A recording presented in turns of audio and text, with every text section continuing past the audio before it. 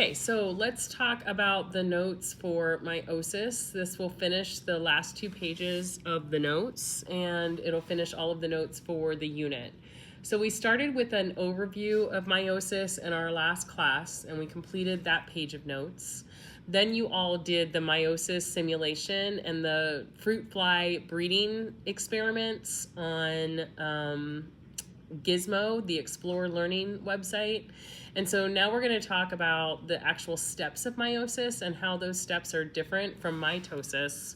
And during this process, we end up making gametes or sex cells. So, or in other words, when I say gametes, I mean sperm and egg cells. All right, so the mother cell is diploid. We already mentioned that in prophase 1, and it has pairs of replicated chromosomes. Also, the chromosomes condense and they form homologous pairs of chromosomes, which are these two chromosomes that are stuck together.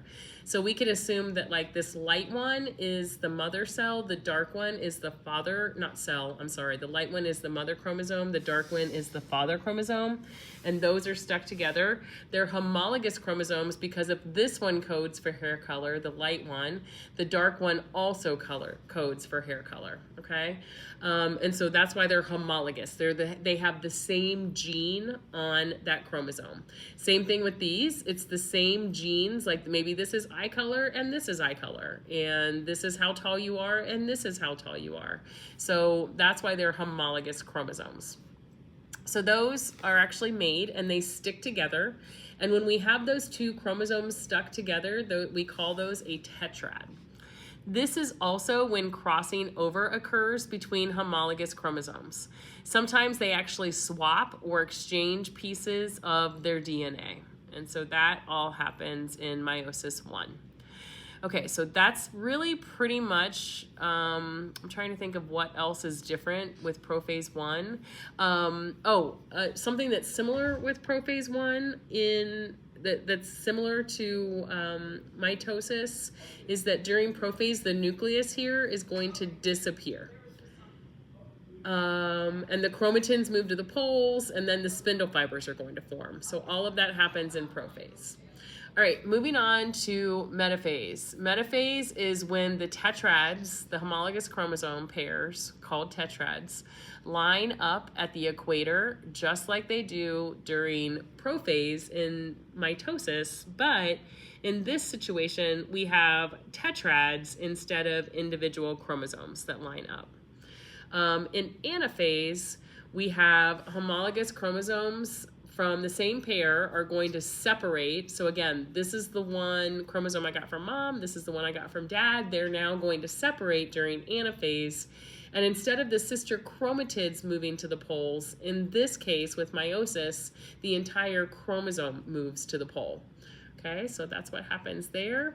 And then in telophase 1, which would finish up and wrap up that nuclear division for meiosis, we see that a nuclear membrane is going to reform around the separated chromosomes. And these chromosomes are still replicated, so we still have 2 copies. We have 2 sister chromatids, so that's the exact same DNA. And cytokinesis will eventually occur, which will produce 2 haploid daughter cells. So when I say haploid, we started with 6 chromosomes in the mother cell, which was the diploid number. And now we have just 1, 2, 3 chromosomes, which is the haploid or the half number. So in this case, instead of having 6, we have 3. If this was a human mother cell and daughter cells, we would have 46 chromosomes initially, and we would end up with 23 here.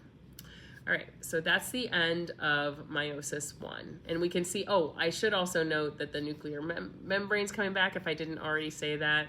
The spindle fibers are disappeared, and then at the very end of this is cytokinesis. Okay, so now we have those 2 cells that are both going to go through meiosis 2. And so you can see the 2 cells are now haploid. The exact same thing. This basically now looks exactly like mitosis. So if you understand mitosis and what happens during mitosis, that is pretty much the exact same thing that happens in meiosis 2.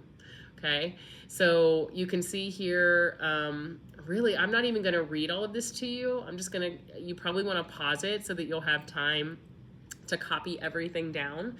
But I'm just going to kind of scroll through here to show you what happens. And again, it is exactly like mitosis. The major difference is we now have two cells going through this in either the testicles of males or the ovaries of females.